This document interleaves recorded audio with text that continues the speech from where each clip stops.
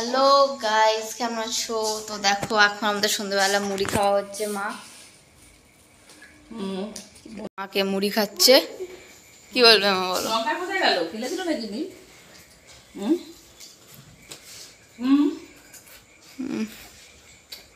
ওই যা গেল লঙ্কা, ওই যে কাঁচা লঙ্কা। আরে ঝাল লাগছে না তোমার? না, ওই যে আরেকটা লঙ্কা, বাবা ঝাল। কাঁচা লঙ্কা কামড়ে ছোলা সেদ্ধ দিয়ে ফেলিস না লঙ্কাগুলো। নীল তো লঙ্কা খাবে না। আলাদা সন্ধ্যাবেলায় ছোলা সেদ্ধ দিয়ে ঝুড়ি ভাজা দিয়ে আর কাঁচা লঙ্কা দিয়ে, ও মুড়িটা যা দারুণ। নুন নেই, ছেলে ছেলে কে খাবে? এ বাবা ঝাল লাগে না। ভালো লাগে, এটা আবার খেয়ে দেখবি, তোরও ভালো লাগবে। উফ, মা লঙ্কা খেতেও পারে, বাপরে। আমি একটা না এটাও খাবো, এমনি ফেলে দিচ্ছি বারবার। খাও দেখি দম থাকলে। এটা আমি খাবো এখন, খাও দেখি, খাও। দারুণ লাগে ঝাল ঝাল করে মুড়ি খেতে। আমি লঙ্কাটা এখন রাখলাম, নীল বাটিতে রাখতে দিচ্ছে না, ফেলে দিচ্ছে। তো আমি খুব ভালোবাসি মুড়ি খেতে। তোমরা মুড়ি তো সব মোটামুটি অনেকেই পছন্দ করে, নীলও খাচ্ছে। কারণ আর নীল খুব পছন্দ করে মুড়ি আমার মতন। বললো হ্যালো, বলো হ্যালো। ওকে মুড়ি খেতে ব্যস্ত। তো মুড়িটা কাঁদে কাঁদে ভালো লাগে তোমাদের? আমার মুড়ি খেতে খুব ভালো লাগে। তোর ভালো লাগে মুড়ি? একদম, মানে আমার সব দিয়ে ভালো, আলু তরকারি দিয়ে ভালো লাগে, মাংস দিয়ে ভালো লাগে, এমনি এসব মুড়ি মাখা ভালো লাগে না। হ্যাঁ খাও দেখি, খাও খাও খাও খাও খাও। ইস, ছেড়ে দাও। তো লঙ্কা দিয়ে মুড়ি খেতে হলে সন্ধ্যাবেলা অবশ্যই ছোলা সেদ্ধ ঝুড়ি ভাজা আর সাথে রাখুন কাঁচা লঙ্কা। ও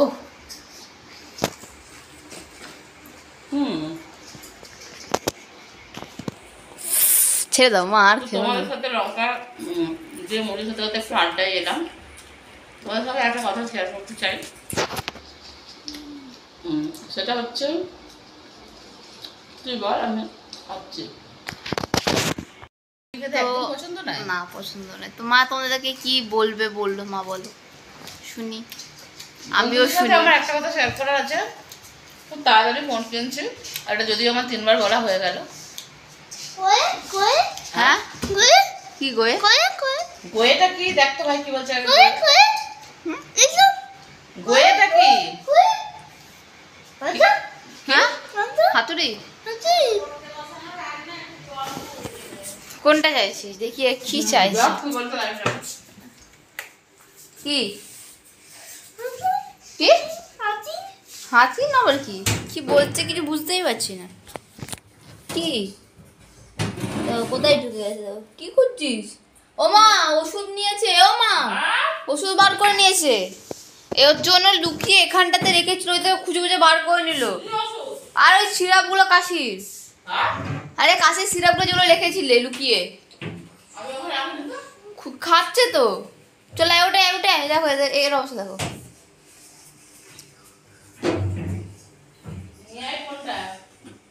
আয় লাইটটা নিভিয়ে দিয়ে চলে আসবে।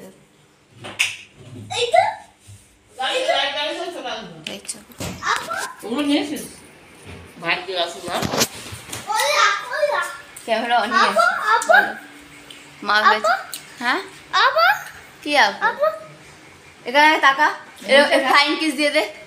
ফ্লাইং, হ্যাঁ নীলের বদমাশ সারাক্ষণই চলে বাড়িতে আমার, নতুনত কিছু না কি বলছি। বল বল ফ্লাইং কিস দিয়ে দে ঘুরে।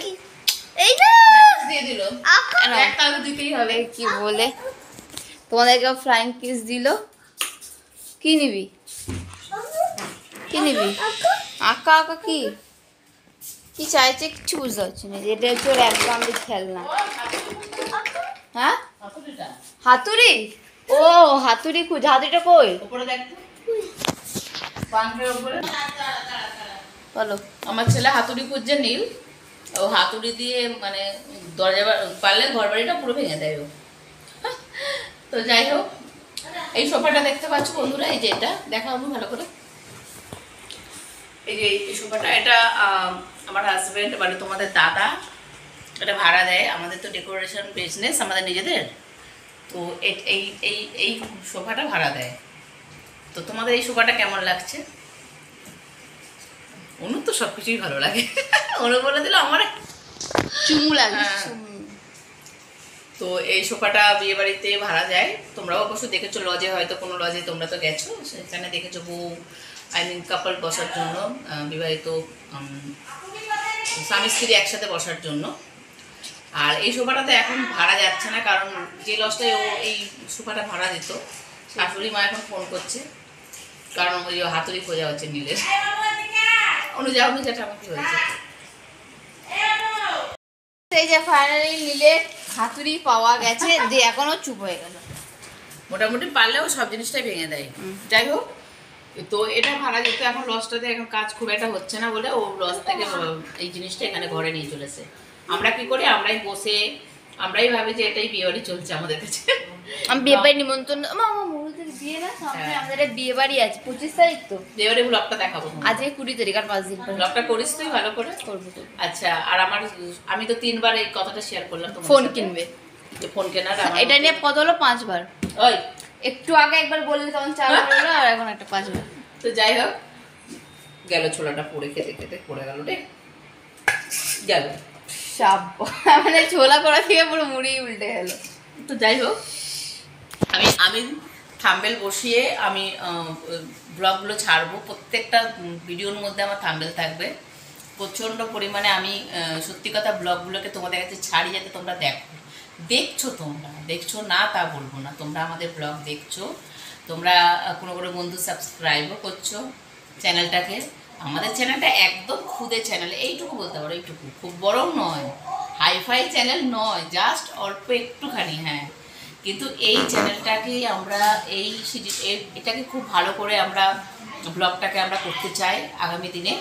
তোমরা খুব তাড়াতাড়ি তোমাদের সামনে আসবে আমাদের ব্লগগুলো। আমাদের এই প্রতিদিনের যে একটু একটু করে ব্লগ আমি তোমাদের সামনে দিই, চেষ্টা করে দেওয়ার, তোমাদের আশা করি ভালো লাগবে। তোমরা যখন আমাদের জুটিটাকে ভালোবেসেছো, আমাদের দুজনের ব্লগটাকে অবশ্যই তোমরা ভালোবাসবে, আশা রাখছি।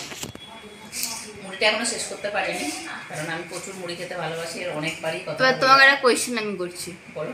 তুমি আমার প্যান্ট পরে আছো কেন? এই যে ভাই, ঠিক আছে, এখনকার দিনে সবাই সবার জিনিস করে। আচ্ছা, আমি যদি আমার মেয়ের প্যান্টটা পরে তো অসুবিধা রাখুন, কিনে খেয়ে দিয়েছিল তো, কিনে খেয়ে দিয়েছিল। আমি নিজের টাকায় কিনেছি, নিজের বাবার টাকায় কিনেছো? নিজের টাকায় কিনেছি। এই প্যান্টটা না, এদিকে তাকাও, এদিকে তাকাও, তুমি কি ইনকামটা করো শোনা, একটু বলো। মাস গেলে আমি 1.5 লাখ টাকা মতো মাইনে পাই। আমি বলছি কি ইনকাম করবো? বলছো ইঞ্জিনিয়ার। ইঞ্জিনিয়ার হয়ে জ্বর গড়িয়ে খায় না, সে নাকি মাস গেলে 1.5 লাখ টাকা ইনকাম করে। 1.5 লাখ না, 1,80,000 আগে সুখ।